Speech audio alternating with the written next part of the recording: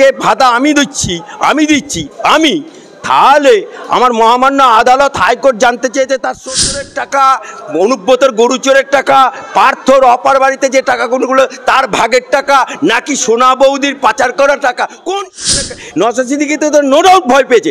কারণ ওই ডায়মন্ড হারবার কেন্দ্রে 53% মুসলমান সর্দার যিনি, যে কিনা শাহজাহানের পাথরের দিকে বলতে চায় একটা ভাইপোর বিয়ে দার্জিলিংয়ে দিলে ভালো কথা, আর একটা ভাইপোর বিয়ে মুসলমানের সাথে দাও, তাহলে মুসলমান বা দয়াতে বিজেপি সেই বাপ বলল আমি বাপ, আমার পদ্মফুল, আমার বিটি, সে অর্থ নওশাদ সিদ্দিকী জিতেছে বাপের বেটার মতো ভাঙড়ে। সেই নওশাদ সিদ্দিকীকে যেন তেন প্রকারে জব্দ করলে তো ধরবে না। কারণ আমি তো প্রথমেই বলেছি পুলিশ মেরুদণ্ড টাকা থলে নিয়ে হাজির হয়ে গেছে বিভিন্ন বয়স্কদের ভাতা দেওয়া হচ্ছে অভিষেক বন্দ্যোপাধ্যায়ের নিজের তহবিল থেকে।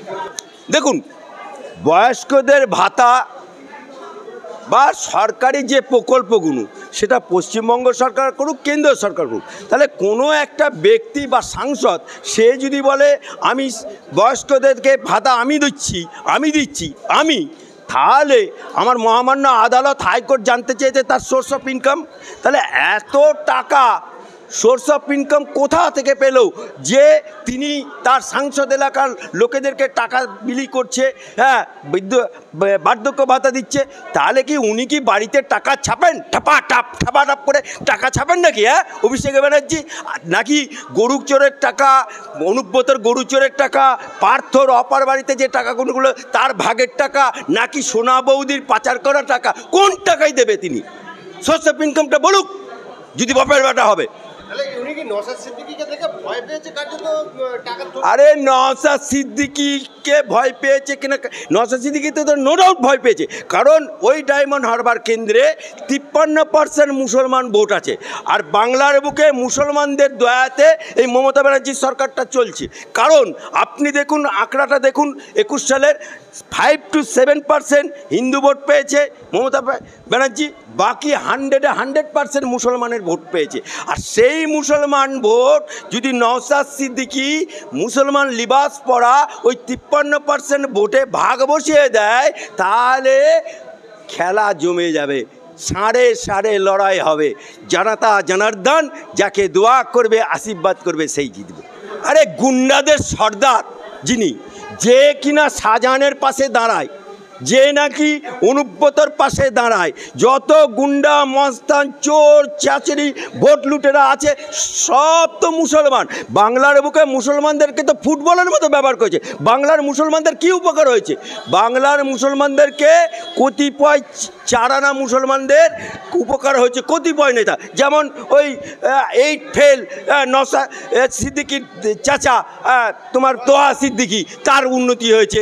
এই নাকোদা মসজিদের ইমাম, তার উপকার হয়েছে।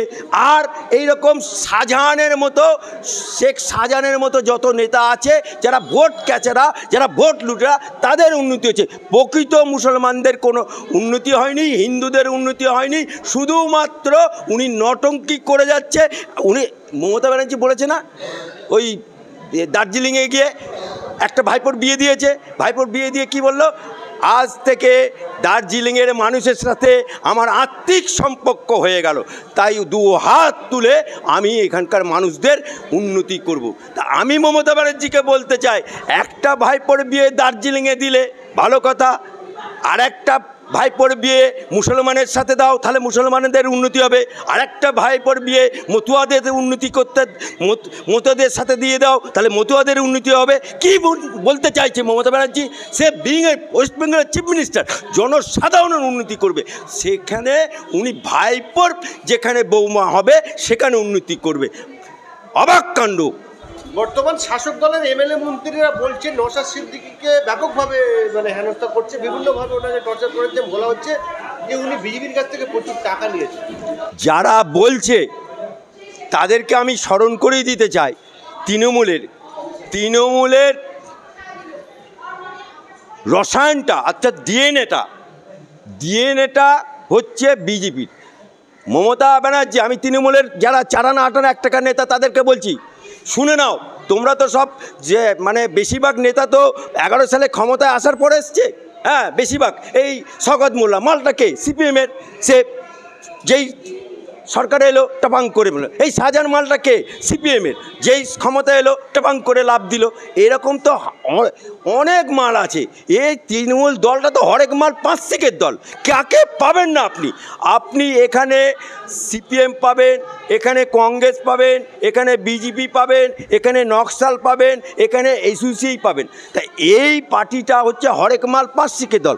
তাই যখন মমতা ব্যানার্জি কংগ্রেসকে ভাঙলো, ভেঙে তৃণমূল করলো, তখন অটল বিহারী বাজপেয়ী ওনার বাড়িতে এসেছিলেন। তখন অটল বিহারী বাজপেয়ীকে প্রণাম করে বলল, আজ থেকে আপনি আমার বাবা। তাই বাবাকে সেদিনকে মালপোয়া খাইছিল। বাবাকে প্রণাম করে বাবা বলল, বাবাকে কি বলল, যে বাবা আমি দল করেছি নাম তৃণমূল, কিন্তু আমায় সিম্বল দিচ্ছে না। সেই বাবা দয়াতে বিজেপি, সেই বাপ বলল, আমি বাপ, আমার পদ্ম ফুল, আমার বিটি সে হবে জোড়া ফুল। তাই জোড়া ফুল চিহ্ন দিয়ে আজকে রবরবা হচ্ছে। আজকে সেদিনকে 11 জন প্রার্থী জিতেছিল। একটা হচ্ছে, দুটো হচ্ছে বিজেপির, একটা দমদমের তপন শিকদার, আর একটা হচ্ছে জুলু মুখার্জি। বাকি 9টা জিতেছিল তৃণমূলের। বিজেপি তখন ওই 9টার মধ্যে মমতা ব্যানার্জিকে রেলমন্ত্রী করেছিল, কিন্তু বিজেপির নেতাদেরকে রাষ্ট্রমন্ত্রী করেছিল, অর্থাৎ পূর্ণাঙ্গ মন্ত্রী করেছিল মমতা ব্যানার্জিকে। বেইমান মমতা ব্যানার্জি রেলমন্ত্রী ছেড়ে দিয়ে তারপরে প্রথমে বললো ছেড়ে দিল, তারপরে তায়েলকা.com বলে ছেড়ে দিল, তারপরে কিছুদিন দপ্তরবিহীন মন্ত্রী রইল, তারপরে কি আবার ওই কয়লা মন্ত্রী হলো। দেয়ালে দেয়ালে সিপিএমরা লিখেছে, আজও দেয়ালগুলো, পুরনো দেয়ালগুলো কয়লা ময়লা সাবান দিয়ে ধুলে যায় না। তাদের মুখে আজকে বড় বড় কথা। আর এবারে 2021-এ একমাত্র নওশাদ সিদ্দিকী জিতেছে বাপের বেটার মতো ভাঙড়ে। সেই নওশাদ সিদ্দিকীকে যেন তেন প্রকারে জব্দ করার জন্য ওকে 42 দিন জেল খাটালো। 42 জনকে যে গ্রেপ্তার করলো, 42 জনকে জেল খাটালো। সেই নওশাদ সিদ্দিকী মাজা খাড়া করে এখনও লড়াই দিয়ে যাচ্ছে, আগাচ্ছে বাগার ভয়। নওশাদ সিদ্দিকীকে তৃণমূলের বেশি ভয়। তাই নওশাদ সিদ্দিকী যে লড়াই দিচ্ছে, আমি নওশাদ সিদ্দিকীকে আপনাদের মাধ্যমে আবেদন করছি যে যদি সত্যি করে আইএসএফ তৃণমূল বিরোধী হয়, তাহলে 42টা কেন্দ্রেই নওশাদ সিদ্দিকী প্রার্থী দিক, দেখ কেমন লাগে, দেখা যাবে। দেখলাম আমরা যে নরেন্দ্রপুরে একটি স্কুলে কিছু টিএমসির দুষ্কৃতী, যারা স্কুলে গিয়ে এরকম দুষ্কৃতী বলা যায়, মাস্টারদেরকে মারলে। আরে তৃণমূলের লোক হলে তো ধরবে না, কারণ আমি তো প্রথমেই বলেছি পুলিশ মেরুদণ্ডহীন। কলকাতা পুলিশ, রাজ্য সরকারের পুলিশ এখন মেরুদণ্ডহীন হয়ে গেছে। তৃণমূলের হাইকমান্ডের যতক্ষণ, আপনাদেরকে একটা খেয়াল করে দিই, আপনারা মনে আছে কি না আপনাদের জানা নেই, কিন্তু আমি তবু আপনাদের মাধ্যমে বলছি, বগটুই বীরভূমে যে অগ্নিকাণ্ড হলো, কত মানুষ ছারখার হয়ে গেল, জিনিসপত্র সমস্ত। সেই বগটুয়ে যে মেন তৃণমূলের নেতা, যার অঙ্গুলি হিলনে ওই কাজ হয়েছিল, সেই ছেলেটি আনোয়ার, সেই ছেলেটিকে গ্রেপ্তার করেনি।